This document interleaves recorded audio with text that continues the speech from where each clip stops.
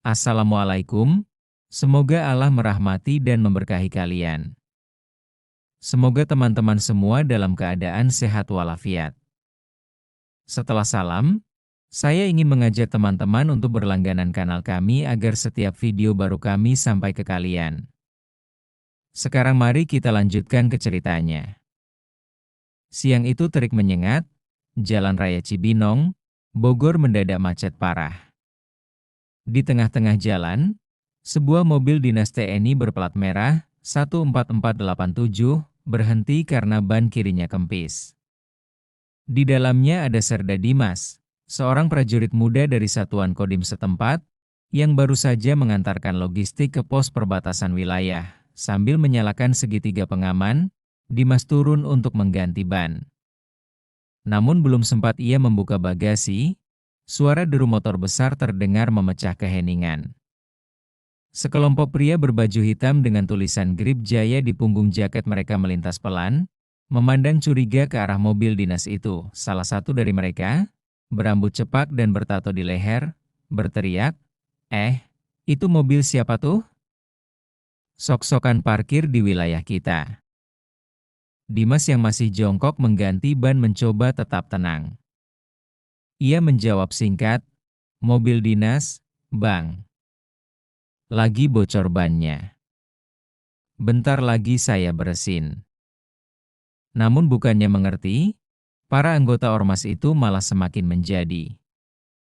Mereka memutari mobil, menatap tajam seolah menantang. Pemimpinnya, yang dikenal warga sekitar dengan nama Bang Ucok, meludah ke tanah dan mendekat dengan gaya arogan. "Mobil dinas ya? TNI. Hah? Sini-sini lu liatin suratnya. Jangan-jangan mobil bodong ini." Dimas berdiri tegak, menatap mereka dengan dingin. Ia tahu, kalau emosi dilawan dengan emosi, situasi bisa kacau. "Saya anggota TNI, Bang. Jangan main-main dengan kendaraan dinas negara. Kalau abang nggak percaya, bisa panggil polisi atau aparat setempat." Ucapan itu justru membuat Bang Ucok tersinggung. "Wah, sok ngajarin gua nih. Nih wilayah kita, bro. Kalau mau aman, bayar dulu uang pengamanan jalan." Dimas menatap tak percaya. "Uang pengamanan? Ini jalan umum, Bang. Bukan milik ormas," katanya dengan nada tegas. Ketegangan memuncak. Orang-orang ormas mulai berteriak, menarik perhatian warga sekitar. Beberapa mulai merekam dengan ponsel, khawatir akan terjadi sesuatu. Dimas mundur selangkah, mencoba menghubungi rekan di pos melalui handy-talkie. Namun salah satu anggota ormas menepis tangannya kasar. "Lu pikir bisa panggil bala bantuan? Hah? Di sini yang berkuasa kita." Dorongan keras membuat Dimas kehilangan keseimbangan dan terjatuh. Saat itulah salah satu anggota ormas menendang pintu mobil dinas hingga penyok. Warga sekitar berteriak panik, namun tak ada yang berani mendekat. Dimas berdiri lagi, menatap mereka tajam. Napasnya mulai berat. Ia masih menahan diri. Tapi salah satu anggota ormas tiba-tiba menyiramkan bensin dari botol plastik ke bagian belakang mobil dinas itu. "Lu kira kami takut sama seragam? Nih, biar lu tahu siapa yang punya jalan ini." Wos! Api menyala seketika, menjilat bodi mobil dinas itu. Ledakan kecil terdengar dari tangki cadangan di bagasi. Warga berteriak histeris, sebagian mundur menjauh. Dimas terkejut, matanya merah menahan amarah. Mobil dinas yang menjadi tanggung jawabnya kini terbakar habis di depan mata. Tapi yang paling membakar dadanya adalah rasa hina, karena lambang negara, lambang institusinya, dibakar oleh tangan-tangan ormas arogan. Ia sempat ingin melawan, namun jumlah mereka lebih dari 10 orang. Ia tahu ini bukan waktunya untuk nekat. Dimas mundur perlahan, menatap api yang membubung tinggi, lalu mengirim pesan darurat lewat radio komunikasi cadangan di sakunya. Dari Serda Dimas, Unit 2. Mobil dinas dibakar massa Ormas Grip di Cibinong. Mohon perbantuan segera. Suasana makin kacau. Polisi setempat baru datang 30 menit kemudian, saat api sudah menjilat habis mobil itu. Namun bukannya menahan para pelaku, beberapa polisi justru tampak berbicara pelan dengan Bang Ucok dan kelompoknya. Dimas, yang wajahnya masih berdebu dan penuh amarah, hanya bisa menatap tajam dari kejauhan. Tenang aja, Bang. Urusan bisa damai. Jangan dibesar-besarin, kata salah satu polisi pelan, mencoba menenangkan, tapi Dimas tak menjawab. Ia hanya berdiri kaku, melihat mobil dinasnya yang kini tinggal rangka besi hangus. Malamnya, video pembakaran itu viral di media sosial. Tagar mobil dinasti dan Grip Jaya menjadi trending. Warganet marah, mempertanyakan di mana aparat ketika simbol negara dibakar terang-terangan di jalan di markas Kodim. Suasana mendidih. Komandan langsung memanggil semua prajurit yang bertugas di wilayah itu. Dengan wajah tegang, ia berkata pelan namun mengandung bara. Besok pagi, kita tidak lagi bicara.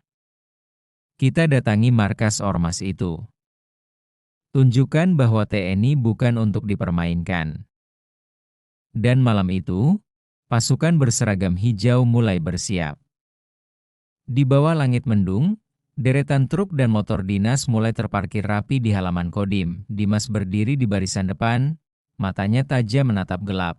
Kalian sudah bakar lambang kami, gumamnya lirih. Besok, kalian akan tahu artinya menghina kehormatan TNI. Pagi itu, udara di Cibinong terasa berat. Jalanan yang kemarin ramai kini sunyi. Seolah kota kecil itu tahu ada sesuatu besar yang akan terjadi. Di halaman Kodim, suara sepatu Lars menghentak aspal bersamaan, menandakan seluruh pasukan telah siap tempur. Serda Dimas berdiri di barisan depan. Wajahnya tampak dingin, tapi matanya menyimpan amarah yang dalam. Di sampingnya, Letu Arga, Komandan Regu Lapangan, menatap seluruh prajuritnya dengan sorot tajam. Kalian tahu kenapa kita di sini, katanya pelan namun berwibawa. Bukan untuk cari ribut, tapi untuk menegakkan kehormatan negara. Mobil dinas bukan hanya besi, tapi lambang dari tugas dan pengabdian. Dan mereka sudah membakarnya di depan umum.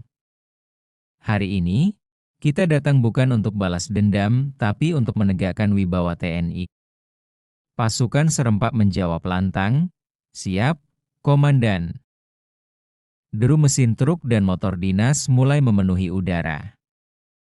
Ratusan pasukan TNI melaju menuju arah markas Ormas Grip di daerah Pasir Angin, tempat yang dikenal sebagai sarangnya Ormas tersebut. Warga yang melihat dari pinggir jalan hanya bisa terpaku. Sebagian merekam, sebagian menutup pintu rumah. Sekitar pukul 8.40, pasukan tiba di depan bangunan tua 3 lantai berwarna hitam, markas Grip Jaya. Di depan bangunan itu, sudah ada puluhan anggota ormas yang berjaga, membawa pentungan dan besi panjang. Mereka tampak siap menghadapi siapapun yang datang. Bang Ucok keluar dengan rokok di tangan, menatap barisan TNI dari kejauhan dengan senyum mengejek. Wah, rame amat gara-gara mobil doang. Ya, katanya sinis. Santai aja, bro. Nanti juga bisa damai. Jangan bawa-bawa pasukan, malu dilihat warga. Namun Letu Arga melangkah maju. Kami tidak datang untuk main damai, katanya tegas. Kami datang untuk meminta pertanggungjawaban atas tindakan kriminal yang kalian lakukan. Pembakaran mobil dinas adalah pelanggaran berat. Serahkan pelaku sekarang juga. Suasana langsung menegang. Hanya angin pagi yang berdesir di antara dua kubu. Salah satu anggota ormas berteriak. Serahkan? Lu pikir ini markas bocah? Kalau berani, ambil sendiri. Dalam sekejap, suasana pecah. Beberapa anggota ormas mulai melempar batu dan botol ke arah pasukan TNI. Namun mereka tak mundur. Perintah dari Letu Arga langsung menggema. Jaga formasi. Tangkap siapapun yang melawan. Brak. Bruk. TNI bergerak cepat dan terlatih. Beberapa anggota ormas yang menyerang langsung dilumpuhkan dengan teknik bela diri militer. Ada yang dipiting, ada yang ditendang hingga terjatuh. Suara benturan keras terdengar di mana-mana. Bang Ucok yang semula percaya diri mulai panik saat melihat pasukannya satu persatu tumbang. Ia berteriak memanggil bantuan lewat telepon, namun sinyal mendadak hilang. TNI sudah menutup akses komunikasi di area itu. Di tengah kekacauan, Serda Dimas melangkah ke depan. Wajahnya penuh debu dan peluh, tapi matanya tak bergeming. Ia menatap Bang Ucok yang kini mundur ke belakang markas. Ingat gue? Suara Dimas datar. Ucok menelan ludah. Lu prajurit kemarin itu? Iya. Yang mobilnya lu bakar. Ucok tertawa kering mencoba berlagak tenang. Udahlah, bro. Gua kan cuma salah paham. Namun Dimas maju, menendang meja kayu di depannya hingga pecah, lalu menarik kerah jaket Ucok. Lu bakar simbol negara. Lu injak kehormatan prajurit. Dan sekarang lu mau bilang salah paham? Ucok mencoba melawan, tapi sekali pukulan Dimas menghantam dada kirinya, membuatnya tersungkur. Gua prajurit, bukan preman. Tapi kalau kehormatan negara diinjak, gua nggak bakal diam. Pasukan TNI lainnya sudah menguasai area. Puluhan anggota ormas diamankan, beberapa di antaranya terluka ringan. Warga sekitar yang menonton dari jauh bertepuk tangan kecil. Sebagian merekam dan mengunggah ke media sosial. Tak lama, mobil Provos dan Polres tiba di lokasi. Polisi kali ini tak berani macam-macam. Mereka langsung ikut mengamankan TKP. Komandan Kodim, Letkol Fadli, turun dari kendaraan dan berdiri di depan markas GRIP yang kini berantakan. Semua tindakan hari ini sesuai hukum. Kita bukan membalas, kita menegakkan aturan. Siapapun yang berani melawan simbol negara, akan berhadapan dengan hukum dan kehormatan prajurit. Bang Ucok diborgol dan digiring ke mobil tahanan. Wajahnya pucat, tak berani bicara. Sore harinya, markas ormas itu resmi disegel. Bendera GRIP diturunkan, digantikan oleh bendera merah putih yang dikibarkan di depannya. Sebuah simbol bahwa kekuasaan premanisme tak bisa berdiri di atas hukum negara. Video penyerbuan itu menyebar luas di media sosial. Rakyat banyak yang mendukung langkah tegas TNI. Komentar-komentar bermunculan. Akhirnya ada yang berani lawan ormas arogan. TNI tetap dihormati karena bertindak untuk rakyat, bukan untuk dendam. Sementara itu, di pos jaga malamnya, Serda Dimas duduk sendirian memandang foto mobil dinas yang dulu terbakar. Di sebelahnya, Komandan Arga datang dan menepuk pundaknya. Kau sudah melakukan yang benar, Dim. Saya cuma jalankan tugas, Komandan. Tapi hati saya lega, bukan karena mereka kalah, tapi karena nama TNI tetap berdiri tegak. Komandan tersenyum tipis, itu baru prajurit sejati. Langit sore perlahan berubah jingga. Di kejauhan, terdengar suara anak-anak bermain sambil meneriakkan, TNI. TNI. Hidup TNI. Dimas menatap ke arah bendera merah putih yang berkibar di depan markas selama GRIP, dan di dalam hatinya ia tahu, kehormatan yang sempat diinjak, kini sudah ditegakkan kembali.